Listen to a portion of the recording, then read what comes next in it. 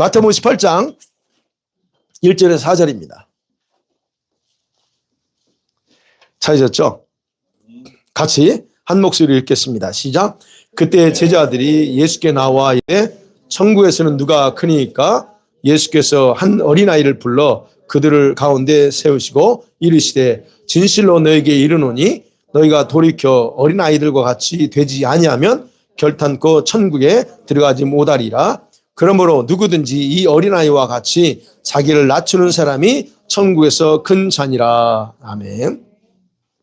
예. 오늘은 조금 여러분이 생각을 하고 들어야 할 내용입니다. 오늘은 제목처럼 어린아이 같은 영혼의 순결함에 대해서 보려고 해요. 우리가 천국 하면 적어도 우리는 두 가지는 들었습니다. 천국은 하나님께서 사랑이시기 때문에 사랑에 충만한 곳이다. 또는 아버지는 거룩하시니까 그곳은 거룩함으로 충만하다. 이 정도 우리가 들었습니다. 그런데 오늘은 또 하나 제가 천국에 뭐가 더 천국을 뭐가 이게 충만한지를 보려고 해요. 그게 순결함 또는 우리 말로 순진함 또는 좀 순수함 이런 표현으로 말씀 내려볼게요. 여러분 예수님께서 마태복음 10장 16절에서 보라 내가 너희를 제자들을 파송하면서 말하기를 내가 너희를 보내는 것이 양을 이리 가운데 보낸 것 같다. 그러면서 하시는 말씀이 뭐였습니까? 너희는 뱀같이 지혜롭고 비둘기같이 순결하라 그랬어요. 여러분 생각해 보세요. 왜 예수님은 제자들에게 지혜로워야 한다면서 뱀을 언급했을까 하는 거예요. 왜 그랬을 것 같아요? 여러분 이거는 그때 당시에 그 유대인의 전승에 보면 미드라시라고 하는 그 탈무드 같은 그 내려오는 미드라시에 보면요. 하나님이 유대인들이 이렇게 말했다고 그래요. 너는 내게 대해서는 비둘기같이 순결해야 되고 저 이기도에 대해서는 이방인들에 대해서는 뱀같이 지혜로워라 라고 이렇게 말씀했다고 미드라시라고 하는 탈무드 거기에 나옵니다. 그러니까 이 말씀 보면 그 당시에 유대인들이 가지고 있었던 격언과 같은 그런 말씀이었어요. 네. 근데 나중에 이런 표현이 그때 당시 중동 지역에 하나의 속담화됐는데 그거 뭐냐면 신중하고 분별력이 있어야 된다라고 하는 것을 의미하는 말로 이렇게 이 말씀이 이렇게 격언처럼 또는 속담처럼 전해졌다라고 하는 것이 이제 일반적으로 이렇게 나옵니다. 자, 그런데 성경에서 우리가 아는 것처럼 뱀은 어떤 동물이에요? 긍정적인 것보다 부정적인 의미가 더 많죠. 부정적인 의미로 어떻습니까? 교활해요. 간교하다. 그런 걸 얘기해요. 그러면서 동시에 아주 신중한 동물이라고 해요. 이게 부정적인 거, 긍정적인 있는데 부정적으로는 교활하고 간교하지만 또 긍정적이면 굉장히 신중한 동물이라는 거예요. 그런데 이것이요. 자, 애굽 사람들 그 발견된 상형 묻자판에 보면 뱀이 지혜의 상징으로 이렇게 표시되어 있는 게 나와요. 그렇다면 적어도 그때 당시에는 뱀하면 징그럽죠. 그런데 한편으로는 자기가 어떤 위험에 처하잖아요. 그러면 아주 신속하게 빠져나가는 그런 동물이라고 하는 점에서 뱀을 당할 동물이 없다는 거예요. 자, 그런 부분에서 신중한 거, 분별력이라고 하는 그런 차원에서 뱀을 언급했다고 생각해요. 그러면 생각해 봐요. 예수님께서 제자들에게 이 뱀과 같이 지혜로울 걸 당부하신 이유가 바로 뭐라고 표현하면 제자들을 양으로 비유했어요. 양 때문이라는, 양의 특성 때문이라는 거예요. 내가 너희를 보내는데 마치 양을 이리 가운데 보낸 것 같다라고 할 때 제자들이 양을, 그러면 제자들은 전제 양의 특징을 생각해 보면 돼요. 여러분, 양의 특징이 뭔 줄 아세요? 양은 어쩌죠? 순진하죠. 즉, 잘 속아요. 분별력이 없다는 겁니다. 그리고 잘 넘어져요. 양의 특징이. 근데 넘어지면 잘 일어나지 못하는 특성이 또 양의 특성이랍니다. 그리고 이 양은 중심을 잘 못 잡는데요. 그래서 그러다 보니까 어디로 가야 될지 방향 감각이 없는 게 이 양의 좋지 않은 어떤 차원에서 특징이라 그럽니다. 그렇다면 예수께서 지금 제자들을 세상에 보낼 때 제자들이 이와 같은 상태라는 거예요. 그렇기 때문에 뱀처럼 지혜로우라고 하는 그 말은 신중한 분별력을 가지라는 거예요. 어디 가서 누구를 만나든 그냥 혹 넘어가지 말고 신중하라는 거예요. 그리고 주변에서 양이라고 할 때 생명을 위협하는 상황에서 살아남을 수 있는 통찰력, 그런 총명함을 가지라는 뜻으로 제자들에게 그런 말씀을 하십니다. 자, 그러면 여기서 제가 이제 하나하나 나누려고 하는 지혜가 뭐냐는 거예요. 뱀처럼 지혜라고 할 때 지혜가 뭐냐는 거예요. 헬라는 프로니노모스라고 하는 단어인데 이건 그 말대 통찰력이 있으라는 거예요. 신중하라는 뜻이에요. 사려 깊은 그런 뜻을 의미합니다. 근데 여기서 지혜는 단순한 지식이 아닙니다. 배워가지고 얻은 지식을 말하는 게 아니고 실제적인 지혜예요. 그리고 현실적인 분별력 또는 미래를 준비할 수 있는 어떤 민첩함을 나타내는 말이 프로니모스라고 하는 헬라어 단어예요. 그러면 여러분 통찰력, 분별력 또는 이건 뭘까요? 미래를 보면서 올바르게 판단하는 능력이 바로 이 통찰력이에요. 그러니까 우리가 지금 세대가 어떻게 돌아가는지를 알려면 여러분 통찰력이 필요하다는 거예요. 예. 그 다음에 여기서 우리가 아까 그랬죠. 사려 깊다 또는 신중하다가 하는 걸 뭐예요? 어떤 일을 할 때 깊이 생각하는 태도예요. 이게 사려 깊은 거죠. 그리고 실제적인 지혜라고 그랬잖아요. 실제적인 지혜는 단순히 아는 것이 아니고 현실적인 상황 속에서 유용하게 적용되는 지혜가 바로 실제적인 지혜다. 그러면 이게 보세요. 그렇기 때문에 여기서 말하는 지혜는 이것이 사람과 관련됐을 때는 있잖아요. 사람과 관련됐을 때는 세상의 지혜보다 더 깊은 영적인 통찰력을 가진 사람을 가리킬 때 이 사람한테 쓸 때는 이 단어를 쓰고요. 그리고 재림을 준비하는 지혜로운 청지기, 그런 청지기에게 쓸 때 이 단어를 씁니다.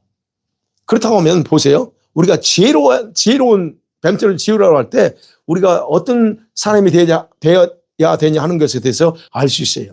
물론 하나님께서 우리 성도들을 보호하죠. 저와 여러분을 다 보호하심에도 그럼에도 불구하고 우리에게는 이런 분별력과 통찰력이 만약에 결여된다 할 경우에 없을 때 어떤 일이 발생할까요? 이 원수의 교활함에 쉽게 무너질 수 있다는 것을 기억할 필요가 있다는 거예요.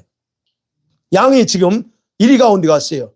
예민하게 갈 수 있지만 어느 순간에 이리한테 먹힐 수 있다는 게 이 분별력이 없으면 똑같은 원리라는 거예요.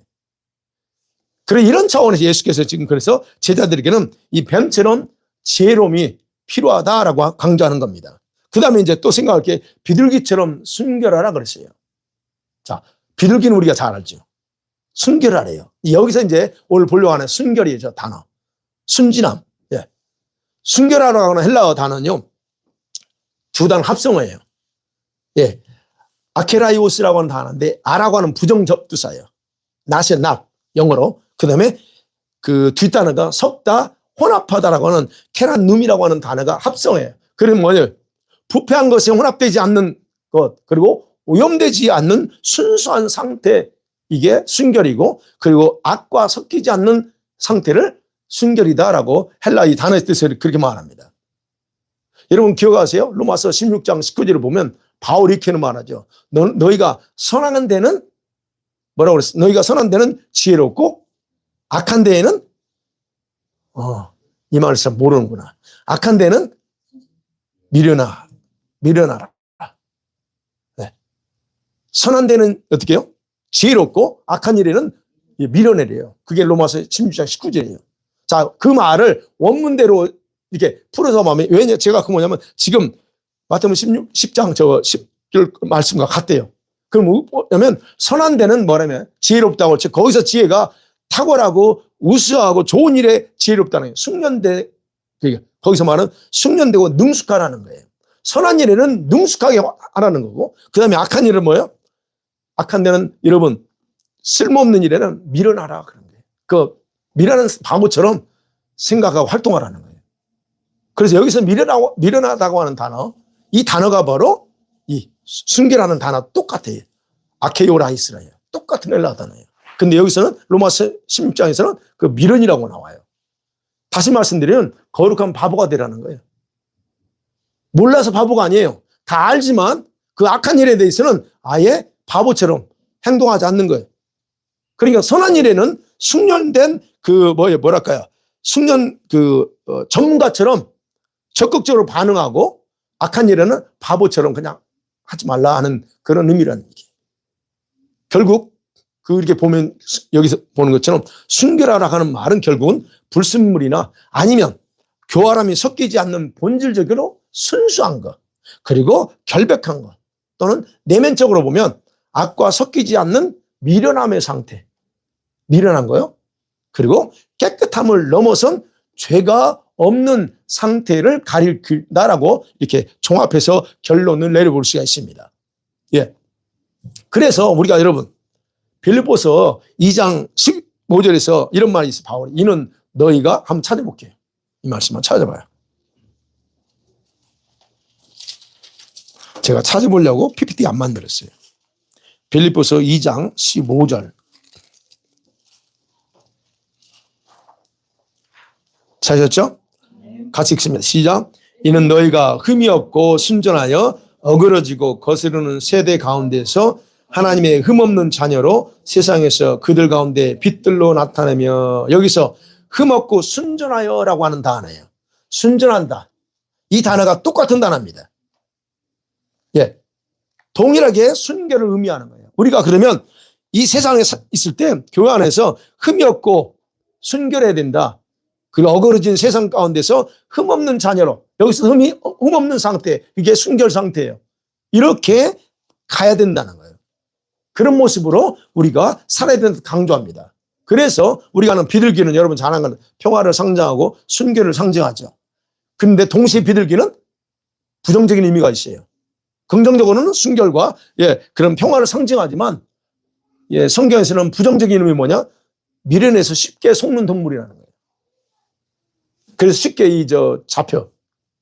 그래서 비둘기같이 순결함이라고 하는 것은 지혜로움과 결합되지 아니하면 어떤 얘기예요? 어리석음과 무지로 빠진다는 거예요.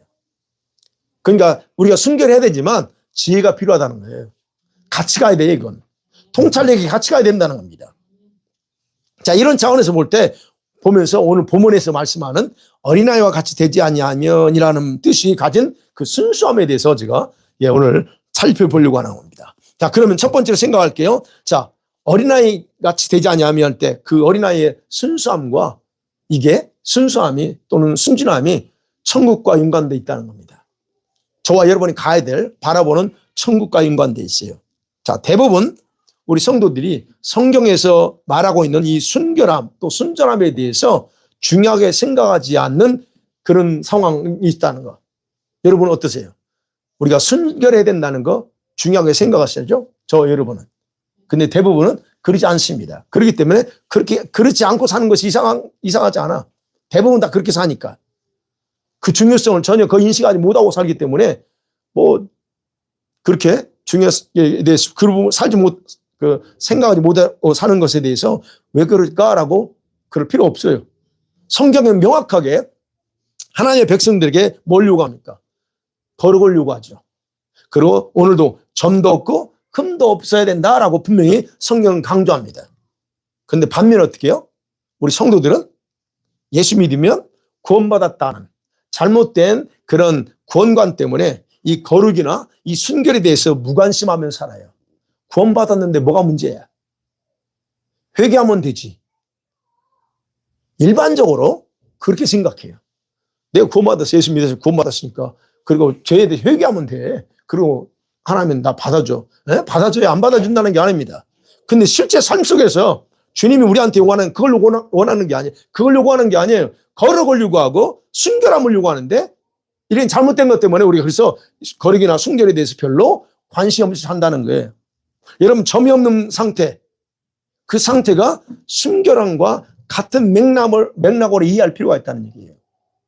점도 없고 흠도 없는 상태가 순결함의 상태라는 거예요. 그러니까 여러분과 제가 예수 믿는다고 하면서 만일에 걸어가지 않아요. 아니면 순결하지 않는 그런 사람들이 천국에 간다는 교훈이 100% 맞다면, 보세요. 맞다면 왜 예수께서는 오늘 3절에서 너희가 여기서 너희가 돌이켜라고 하네. 여기서 변하여라는 말로 표현. 너희가 변해서 예수 믿고 변해서 어린아이들과 같이 되지 아니하면 결단코 천국에 못 들어가라고 말했을까 하는 겁니다. 예수님이 다 구원받아 천국가 이게 맞다면 왜 예수님이 지금 여기서 어린아이 같이 변하지 않으면 즉 여기서 변해서 어린아이처럼 즉 우리가 순결함이 없으면 천국 꿈도 꾸지 마라고 하는 말을 왜 감히 반대되는 말씀을 하셨을까 하는 거예요. 여러분 예수를 믿긴 믿는데 변해서 어린아이처럼 되지 않고서는 천국에 갈 수 있다라고 단정하는 것은 자기 복음에 빠져 있는 거예요. 그거. 정확하게. 그러면 제가 이제 보는 거예요. 그러면 어린아이와 같은 그 순결함의 상태가 왜 이렇게 중요하냐는 거예요.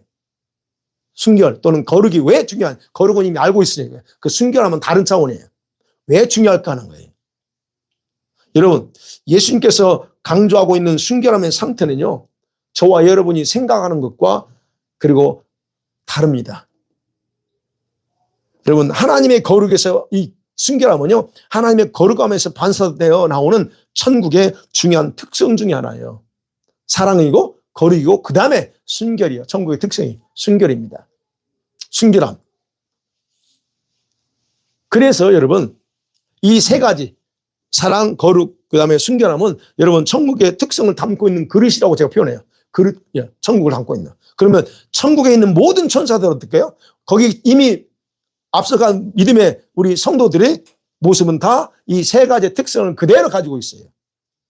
그들은 물론 이제 주님이 재림하시고 해서 다야 완성되지만 그러나 지금 현재 그들은 사랑으로 그리고 어쨌든 거룩함으로 그 다음에 그들은 순결한 상태로 다 바뀌어 있어요. 이게 그들의 특징이에요. 그리고 그 특성은 우리 일반적으로 어떨까요? 이 순진함 또는 순결함은 일반적으로 여러분 이제 우리로 돌아와서 천국 말고 돌아와서 사람의 얼굴과 말과 동작을 통해서 사람의 눈에 보여져요. 그거 아시죠? 우리가 잘 아는 것처럼 막 갓 태어난 아기 이제 막 돌도 안 된 애들 돌 된 애들 그 아이들을 볼 때 느껴지는 뭘 느끼십니까 여러분? 귀여움을 느끼죠. 네, 귀엽죠. 그 귀여움을 느끼지만 그 아이들에서 도대체 뭐 때문에 귀엽냐 이거예요. 그 아이들에서 나오는 느껴지는 순진함을 보고서 사실은 좋아하는 거예요. 네, 예쁜 것도 있지만 그러니까 여러분 그걸 보고서 좋아하는 이유 중에 하나가 뭐냐? 원래 저와 여러분이 지니고 있어야 돼 이 천국의 성품, 천국의 특성임을 우리가 스스로 알고 있기 때문에 그걸 보면 좋아하는 거예요. 왜? 나한테는 그거 없거든 지금. 내가 이미 가졌던 순결함 다 상실해버리거든요. 없고. 근데 아이들을 보면 내가 가져야 될 그 순결함 아이들에게 있어. 그래서 좋아하는 거예요. 그러니까 이처럼 아이들 얼굴, 몸짓, 막 이제 엄마, 아빠 이게 더듬더듬 하는 그 말, 그 한마디 한마디 등에서 아이들의 순진함이 빚어지고 그래서 주위 사람들한테는 기쁨을 줘요. 웃게 만들어요. 이러한 순진성이요. 아이들의 순진성은요. 일단 몸에만 관련된 거예요. 구분해야 돼요, 여러분. 몸과 영혼을 구분하는 거예요. 이 아이들이 가지고 현재 갓난아기들이 가지고 있는 몸에 있는 순진함이에요. 걔네들이 이 몸으로 죄를 짓습니까? 아니에요. 그래서 몸에 가지고 있는 그 순진함이 우리 외형적으로 볼 때 나타나는 것이고 영내는 관련이 없어 아직. 왜냐하면 아직 아이들의 영에는 뭐랄까요? 우리가 흔히 말하는 한국말로 정신이 해당되는 사고력, 의지 그는 거기에서 나오는 생각이나 애정이 아직 형성되지 않았어요. 영혼은 있지만 그것이 우리처럼 지금 사고력이 이게 형성되지 않은 상태예요. 이해가 되세요? 그래서 아이들은 태어나면서부터 주님의 특별한 보호 아래 있는 거예요. 그래서 아이들 갓 태어난 아이들은요 특별히 하나님 관심을 갖고 아이들은 다 보호 속에 있어요. 네. 그리고 그들은 천국의 그 깊은 영역으로부터 순진함에만 영향을 받아요. 일시적으로 몇 년간. 그래서 아이들이 본인들의 그 사고력과 의지가 발생하기 전까지는 이 천국의 깊은 우리는 보이지 않지만 천국의 영에서 주어지는 순진함의 영향을 받아요. 그래서 그 순진함이 어느 선까지는 얼굴과 몸짓에서 그대로 나타나는 거예요. 그럼 2살, 빠르면 3살. 이 선까지는 계속적으로 그 모습 속에서 그대로 순진함이 나와요. 바로 이 순진함 때문에 부모들은 감동받는 거고, 거기서 그들 보면 그냥 사랑스럽고 모성애와 부성애가 그냥 나오는 게 부모들이 보면 얼굴만 봐도 예쁜 거예요. 그런데 이제 보세요. 그런데 이런 순진함이, 아이들의 순진함이 천국에, 그렇죠, 진정한 순진함 또는 순결함에 미치지 못합니다. 점점점 1년 지나고 돌 지나고 2돌 지나고 하면서부터 천국에 가지고 있던 그 순진함이 이제 점점점 못 미쳐요. 왜냐하면 이미 이 몸이 죄의 육신을 입은 상태에서 나왔잖아요. 그렇기 때문에 천국에 진짜 천국에 있는 천사들이 가지고 있는 그런 순결함과는 비교가 안 돼. 그리고 천국의 순진함은 옳고 그름을 선택할 수 있는 이 내적인 사고를 동반하기 때문에, 그래서 천국에 가면 그들은 뭘 해야 될지를 자동적으로 알아요. 자동적으로. 그런데 이 아이들은 달라. 순진함은 있지만 아이들은 아직 그게 안 만들어 있다는 얘기예요. 그래서 아이들이 스스로 이런 내적인 사고를 이렇게 하기 전까지는 선과 악이 뭔지 모릅니다. 진리와 거짓이 뭔지도 분별을 못하는 거예요. 그래서 여러분, 아이들은요, 이런 내적인 사고 여기 생기기 전까지는 자신의 분별력, 목적, 의도가 없이 그냥 행동하는 거야. 그냥 남들이 하는 거 보고 그냥 하는 거예요. 이해가 되시죠? 아이들이 뭐 악을 가지고 하지 않습니다. 자, 이런 상태이기 때문에 아이들은 그래서 눈으로 보고 귀로 들은 모든 것을 삶에서 흡수하면서 자기가 저렇게 해도 되는구나라고 행동하는 거예요. 그래서 아이들이 어렸을 때 부모가 주변에서 어떤 걸 많이 보여주고 들려주는가 굉장히 중요하다는 거예요. 그래서 아이들이 교회 안에서 와서 앉아 있는 거, 이게 대단히 중요합니다. 영화부도 그래서 필요한 거예요. 그들은 영은 다 들어요. 그래서 몸은 못 움직이고 말은 못 할지라도 그 영은 다 들어. 말하는 걸 다 듣습니다. 그러면 그게 다 영 안에 새겨져. 그러면 나중에 그렇게 듣고 자라나야 하고 그렇지 않은 아이에는 굉장한 차이가 있다는 얘기예요. 그래서 이런 가운데서 여러분 아이들이 이제 서요. 그런 경우에 이제 어떤 경우는 이제 아이들이요, 자신이 하는 말이나 행동, 그 이유 왜 그런지도 몰라요. 모르고 하기도 하고, 그리고 또는 반복해서 습관화된 것들을 하게 됩니다. 그게 다 습득된 거예요. 그냥 한 게 아니고 자기 습득된 걸 그냥 그렇게 하게 되는 거예요. 자, 그럼 이런 말과 행동에 따라서 몸에 남아있던, 아까 몸에 그런 순진함이 있다고 했죠. 그 남아있던 순진함이 더 점점점 더럽혀지는 거예요.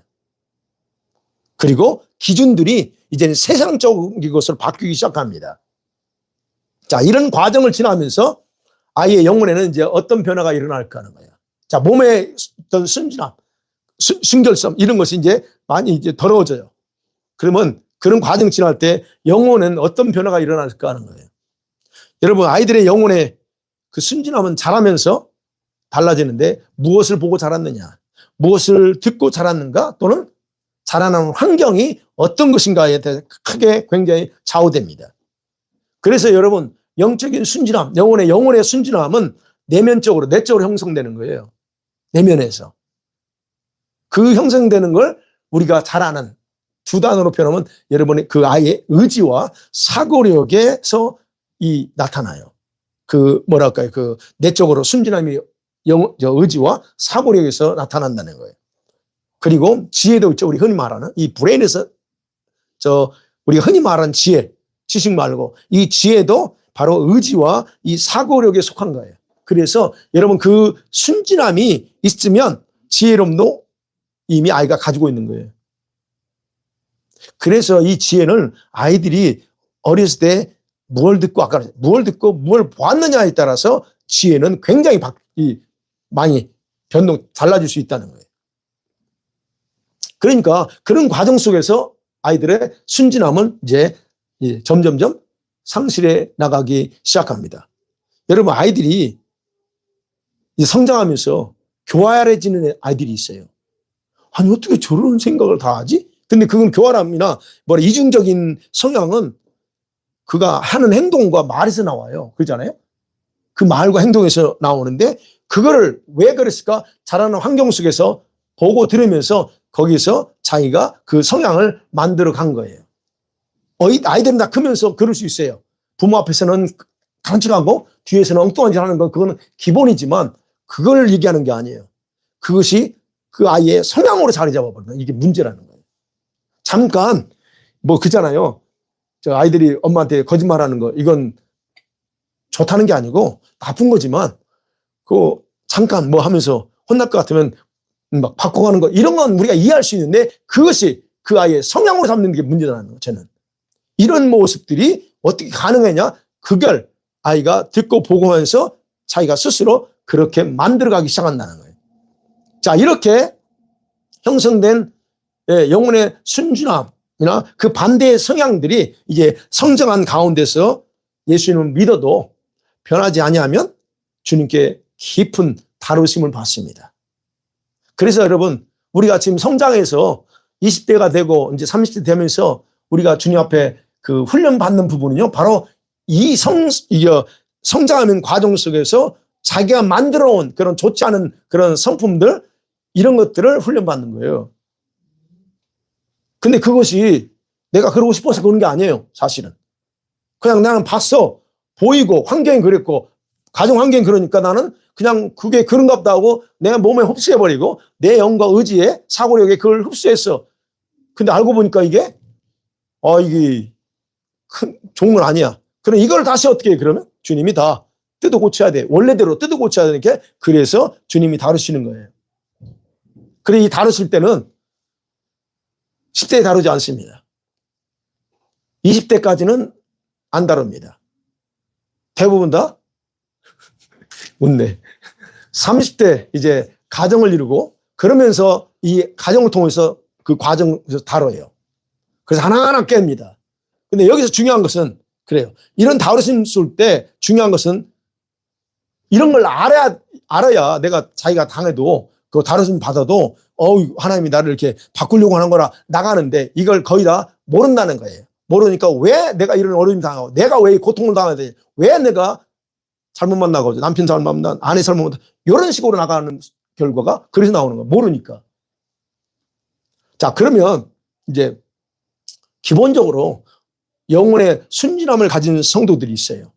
그런 사람들은 어떤 선한 것도 자기에게서 나온 것이 없다는 것을, 그리고 자기가 뭘 잘해서 받은 것이 아니고 그 모든 것은 다 주님으로부터 왔다라고 그렇게 생각하고 말하기 시작합니다. 그런 분들은 이제 영혼의 원래 이제 우리가 변질됐지만 기본적으로 영혼의 순진함을 가지고 있는 분들은 그렇게 반응하고 생각을 해요.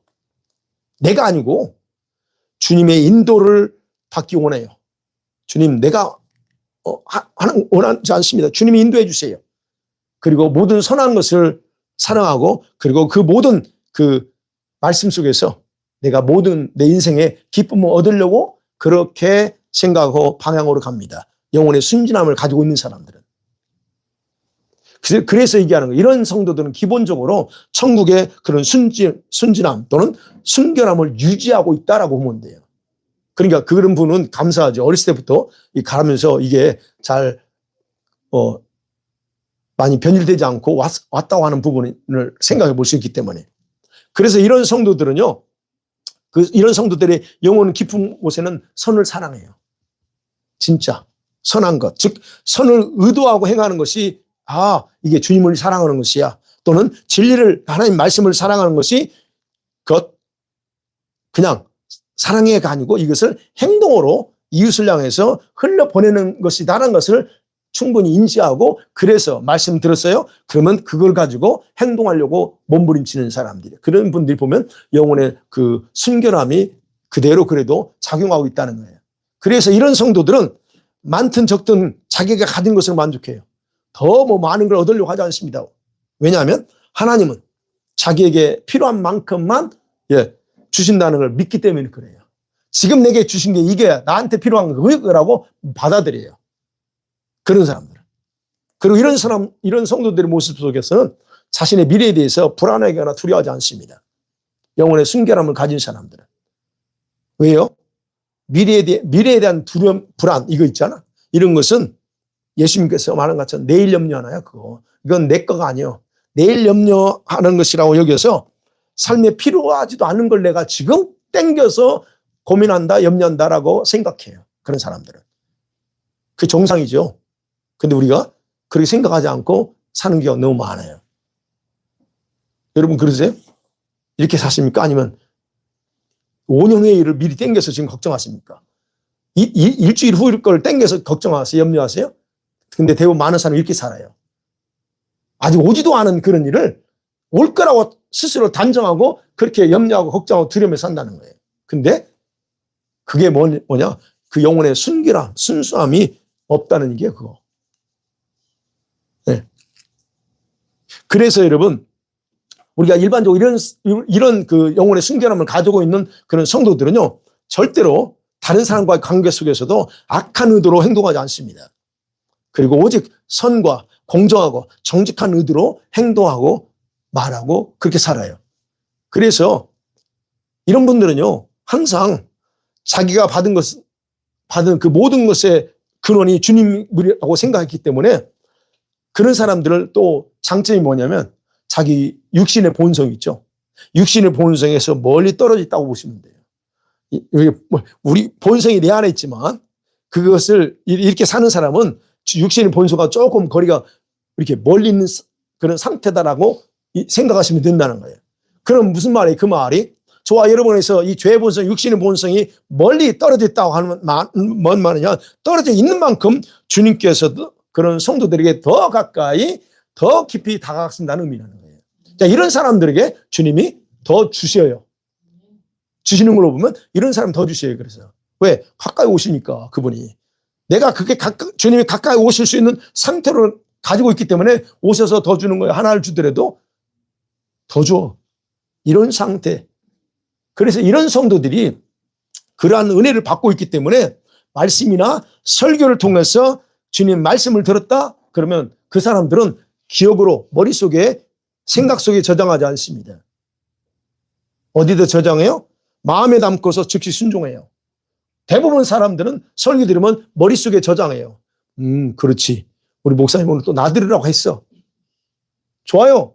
그렇게 생각했는데 이 머릿속에만 두고 간다는 거예요. 이 사람들은. 근데 이게 영혼의 순결함 이런 걸 아는 사람들은 그게 아니고 즉시 순종하는 삶을 산다 하는 거예요.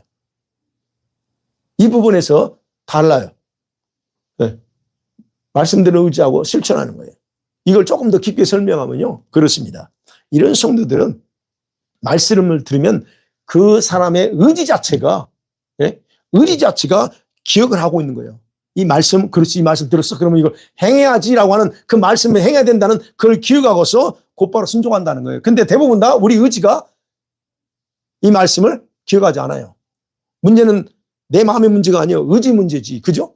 들었어, 깨달았어, 좋았어. 근데 문제는 의지가 결정을 해줘야 돼요. 내가 순종하게 결정해 줘야 되는데 의지가 작동을 안 해. 그럼 뭐예요? 이 말씀을 의지가 수동적으로 기억하지 않는다는 얘기예요. 그러니까 그런 차원에서 좀 더 깊이 얘기하는 거예요. 그래서 이런 성도들은 겉으로 보면 대체로 순수해 보여. 단순해 보이는데 내면적으로 뭐 아주 오늘 제가 마태복음 10장 16절 말씀은 진짜 지혜롭고 분별력 있는 사람이란 걸 알 수 있는 거예요. 그런 분들이 진짜 분별력 있고 뭘 해야 되는지를 제대로 알고 있다는 거예요. 그래서 여러분, 저와 여러분의 영혼의 순결함은 천국과 깊이 연관되어 있습니다. 자, 오늘 그걸 회복하셔야 돼요. 그 다음에 하나 더 생각해 봅니다. 성경에서 말하는 대로. 이 순결함이 없으면 천국에서 거부당한다 아닙니다. 여러분, 주님께서 주님의 눈에 흠도 없고 점도 없는 상태가 어떤 걸까요? 생각해 보셔야 돼요. 성경이 분명히 점도 없고 흠도 없이 주님 앞에 서기를 원한다 그래. 그러면 그 점도 없고 흠도 없는 상태가 뭘 얘기해요? 간단하게 저기 순결한 거, 순진한 거 그냥 그 상태로 생각하세요. 어렵게 생각하지 마시고. 오늘 본문에서 그랬잖아요. 본문에서 어린아이와 같은 그것이 곧 겸손과 밀접하게 연결돼 있다 그래요. 그렇죠? 3절에서는 너희가 돌이켜 어린아이가 되지 않으면 천국에 못 간다. 그런데 4절에 그러므로 어린아이와 같이 자기를 낮추는 사람이 천국에서 크다 그래요. 그러면 어린아이와 같이 된다는 것과 겸손은 연결돼 있어요.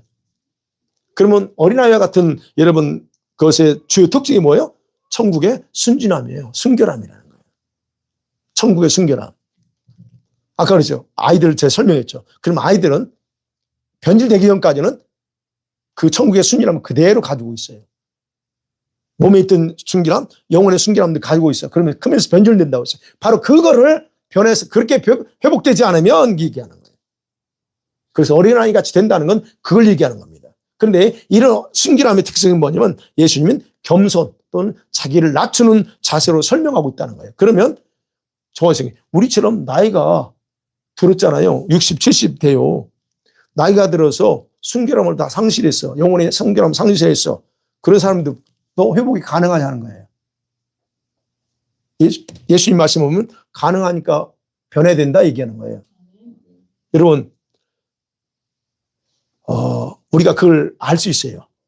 여러분, 우리 하나님께서 인간을 창조할 때에 어린 시절에는 외적인 그런 순진함을 나이 들어서는 영혼의 순진함, 순결성을 가질 수 있도록 창조했다는 거예요. 그게 감사해요. 중요한. 그래서 사람이 늙으면 어떻게 합니까? 나이 드신 분들이 어떻게 돌아간다고 그래요? 몸은 줄어도 몸은 이렇게 쭈그러지지만 언제로 돌아가요? 어린아이로 다시 돌아간다는 얘기예요. 그게 바로 그런 의미입니다. 우리 엄마가 애처럼 됐어. 이 말이요. 긍정적으로 바보가 됐다는 게 아니에요. 이런 의미예요. 어린아이처럼 된다 하는 게 바로 거기 있다는 거예요. 그러니까 여러분 아무리 젊었을 때 우리가 부귀영화를 누리고 잘 나갔던 사람도 나이 들면서는 아이처럼 돌아가지 않으면 중요한 거 우리 돌아가야 되는데 돌아가지 않으면 잃어버린 순결함을 회복이 불가능하다는 거예요. 그래서 영혼의 순결함, 여기서 말하는 영혼의 순결함을 회복하지 않으면 천국에서 거부하기 때문에 주님께서는 천국에 들어갈 수 없다라고 단호하게 말씀하는 겁니다. 그런데 이 영혼의 순결함은요, 여러분과 제가 감사한 건 말씀 읽고 기도하면서 예배를 통해서 부어주시는 은혜에 정확하게 반응하면서 점점 회복된다는 겁니다. 근데 이제 이거를 우리는 그냥 단순하게 거룩이라는 말로만 이렇게 표현했지만, 근데 이제 저는 이제 오늘 보는 건 순결함 또는 예수님 순결하라고 하는 차원, 그래서 세 번째 차원에 제가 말씀드리는 거예요.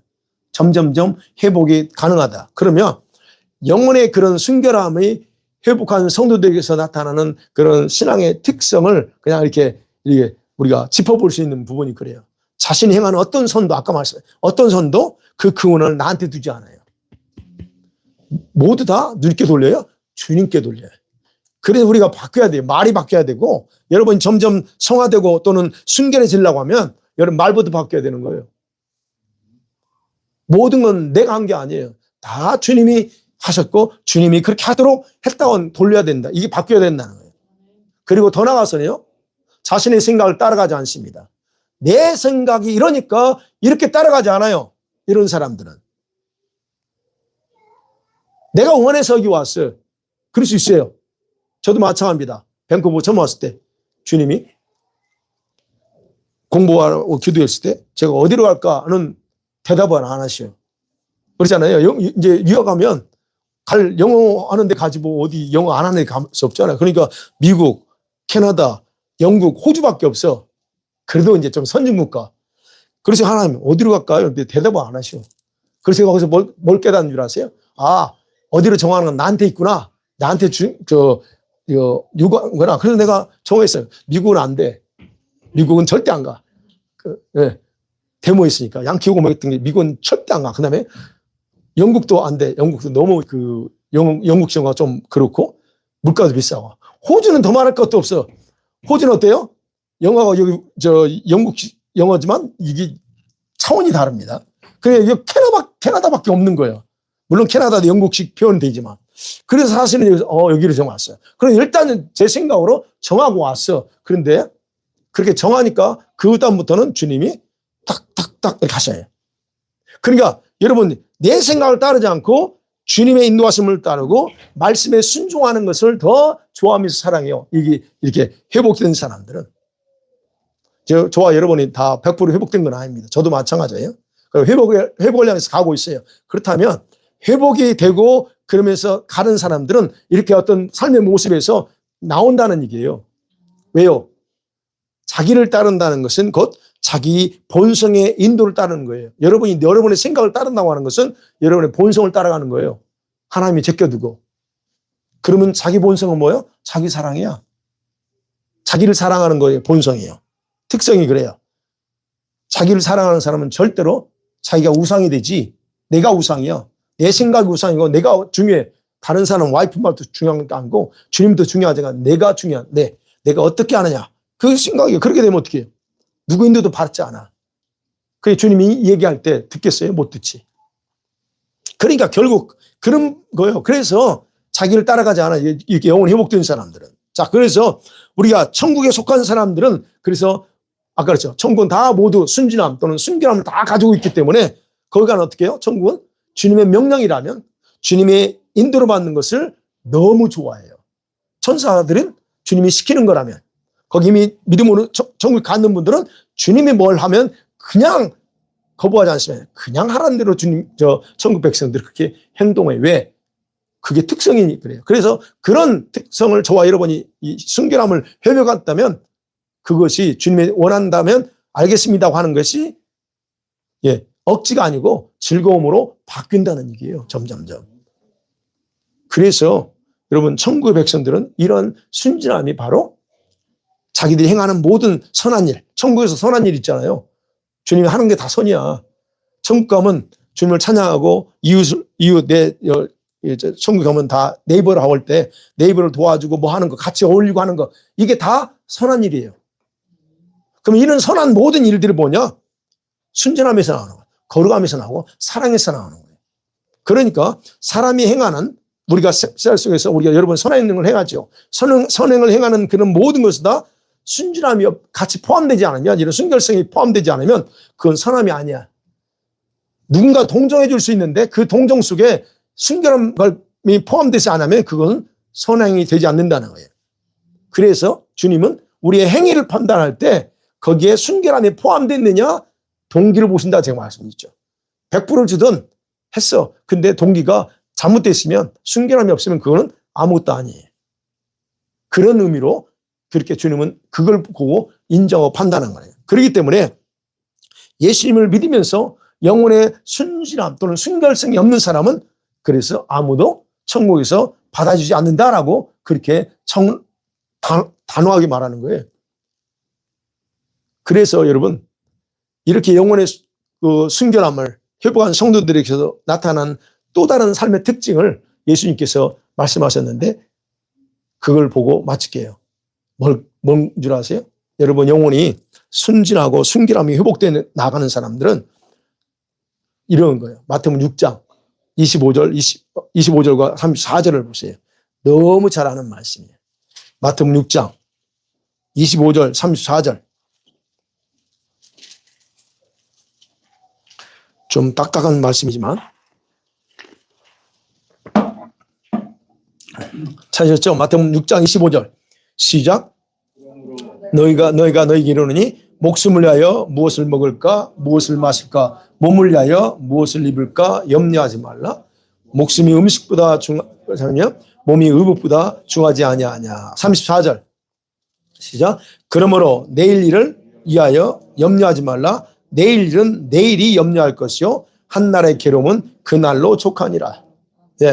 영혼이 순결함을 회복하고 있는 사람들의 삶의 특징이 그거예요. 염려하지 않습니다. 뭘 먹을까? 뭘 마실까? 왜요? 예수님 말씀했잖아요. 내가 다 먹여. 내가 입혀줘. 그 얘기하는 거잖아요. 그래서 뭐라고? 내일, 저기 34절 결론이 뭐예요? 내일 일을 가지고 염려하지 마. 그건 네가 염려할 게 아니고 누가 염려한다고요? 내일이 염려하는 거야. 내일이. 내 거가 아닌데 내 걸 갖다 땡겨서 걱정하지 말라는 거예요. 내일은 내일이 염려한대요. 내일이 아니고